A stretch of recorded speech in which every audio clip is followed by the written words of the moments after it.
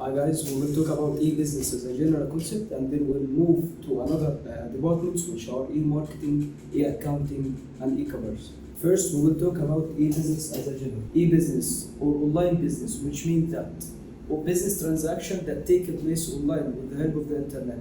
E-business is the abbreviation of electronic business, which means that the buyer and the seller don't meet physically. All the transaction depend on the internet. Today, e-business, we are exposed to various forms of e-business since its emergence. It has grown by leaps and bounds. Some predict that it very soon overtake brick and mortar stores completely.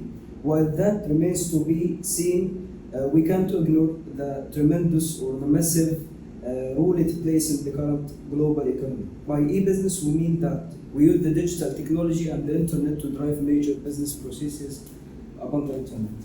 So what we mean by e-business? E-business is a general concept which includes many aspects. So when we say e-business, we mean that all transactions and all departments of that business work electronically with the help of the internet. By e-business, we mean that there are e-accounting, e-marketing, e-commerce, and so on.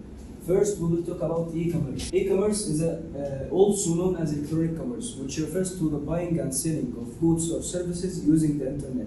E-commerce is often used to refer to the physical products, but in fact, it also describes any commercial transaction that takes place with the help of the internet. Now we'll talk about the different types of e-commerce, which are business to business, business to consumer, consumer to business, and consumer to consumer.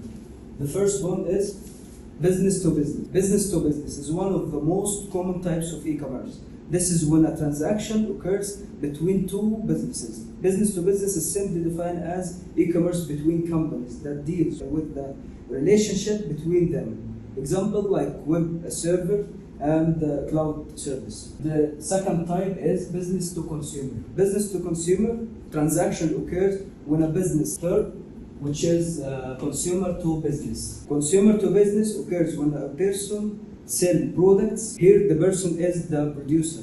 Sell products or services to a business. Example like IT freelancer who make and sell his software to the company, or like logo designer who sell logos to the companies. The fourth one is consumer to consumer.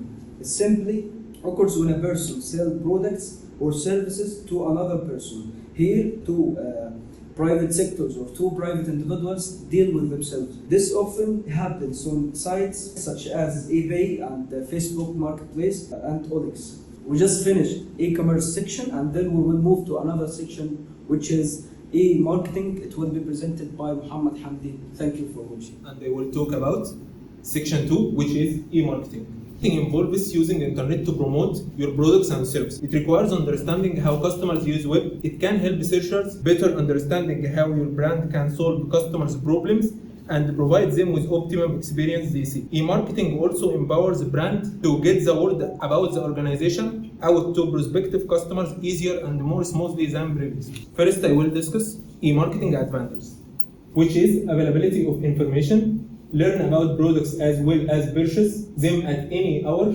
Third, a reduced need for a sales force. Fourth, helps expand a local market to both national and international marketplaces.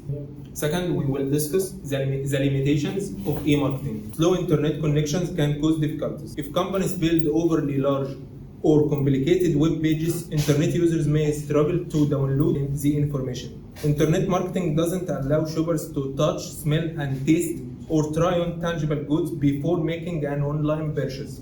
Hello, I'm going to talk about the definition of e-accounting, advantages and disadvantages of e-accounting. E-accounting is an abbreviation of electronic accounting, which is also called online accounting. E-accounting means that all transactions will be recorded in an online server or a database, just like websites or blogs. But for opening an account, you will have to use login ID and password.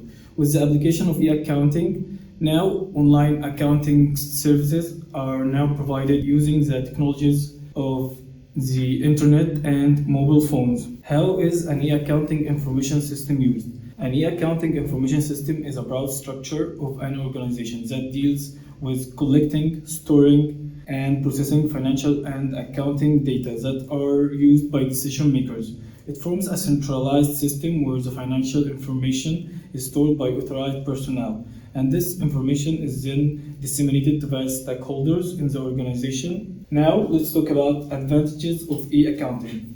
E-accounting helps to reduce the expenses of the company by eliminating the manual work and reduce the full-time staff and cost. There is less scope for errors. However, it doesn't completely eliminate the errors at much. Now let's move to our final slide. Disadvantages of e-accounting. 1. Data can be lost. As business grows, a financial transaction also grows in number. Well, this also means that there's a huge risk of the data getting lost. 2. Online access to the data is not possible. Assuming that you're traveling and you want to access your data on the go, well, that won't be much possible because your data is restricted to the system. Thank you very much. Have a good day.